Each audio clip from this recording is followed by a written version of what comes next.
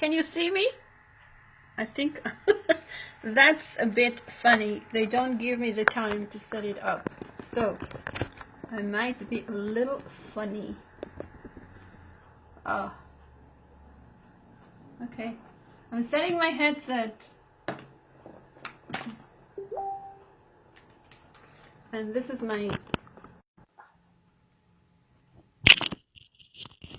Well, I hope anyone can hear me. Oh, can you hear me?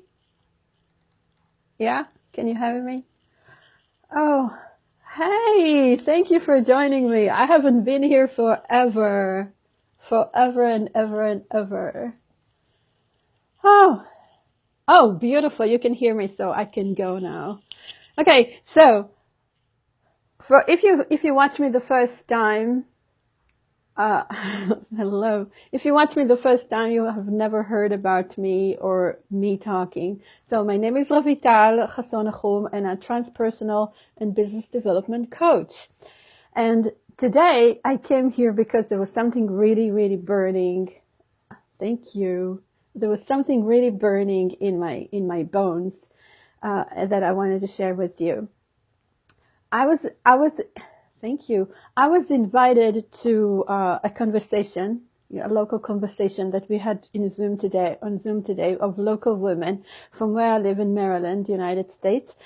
And they were talking about self-love and how that concept can be very misunderstood, as it could be completely confused for being selfish, or if you love yourself, you don't love others, and how on earth you give yourself permission to love yourself or to be focused on yourself. And I was thinking about it and say, hey, the word itself, love, self-love or love for self, is very much associated with narcissism, with egoism. How many times you hear people that say they can only love themselves, they cannot love anyone else. So the terminology of it make it completely misunderstood for so many people. However, my perspective on it, and this is how I was working with my clients with great success, okay, is to replace the title, to replace the description or the idea with words as self-responsibility, okay, and give some love, make some hearts somewhere that I can feel you communicating with me. Now, if you think about it, really, go into the edges of your thoughts and think about it, that you basically are the sovereign of you, okay? By the free will you have been given by the Creator, you have the free will, you have the utmost, now I lost the word, you have utmost sovereign, okay, on your own self, or of everything that you basically are, okay? You're the one that decide what it is that you're going to eat. You're the one that is going to decide who are the people you're going to engage with. You're the one who's going to choose every aspect of your life. You have that absolute utmost free choice. And from that place comes the utmost top responsibility that you have for yourself.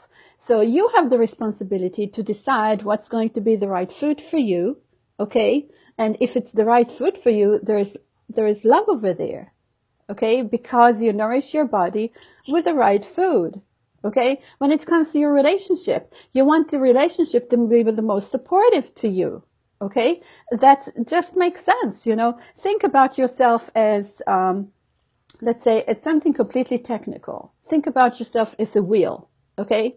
A wheel in a car.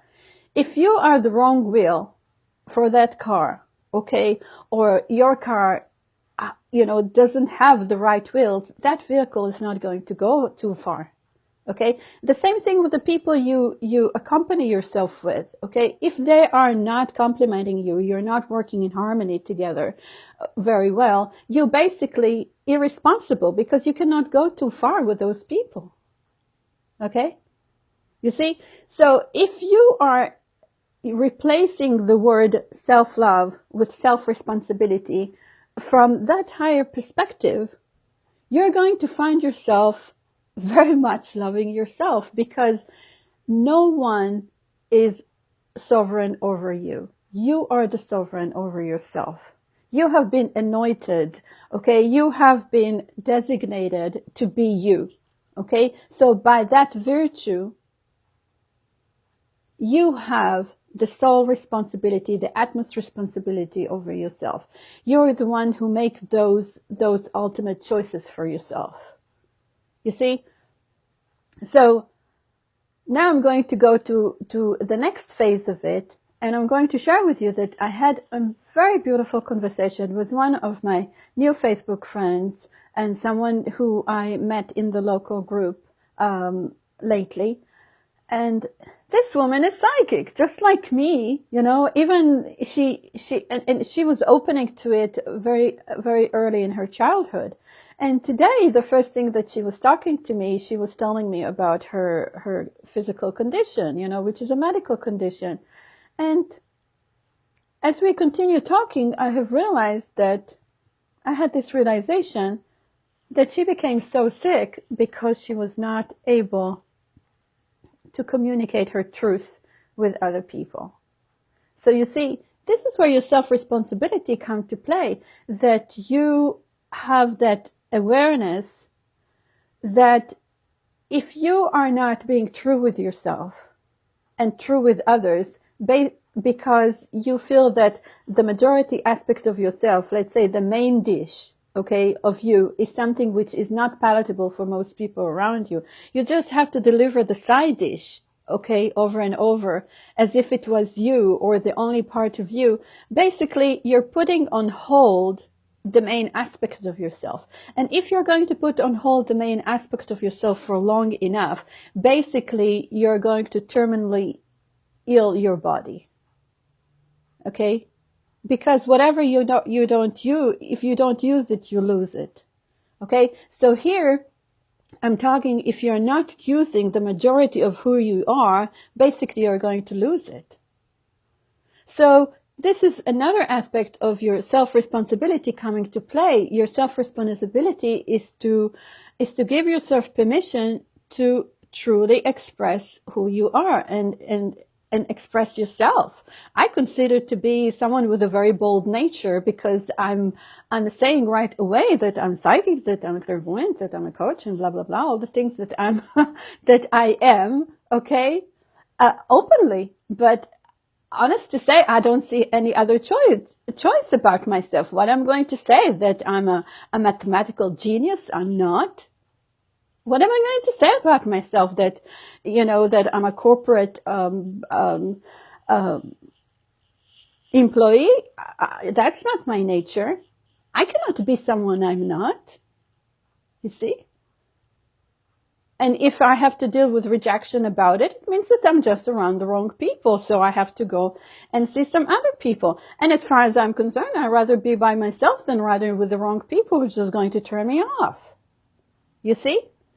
So, going back and putting those two aspects together, understanding love for self is understanding your utmost responsibility for self.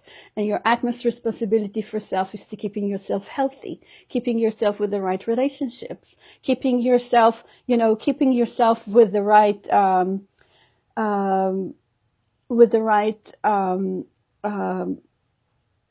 matters around you.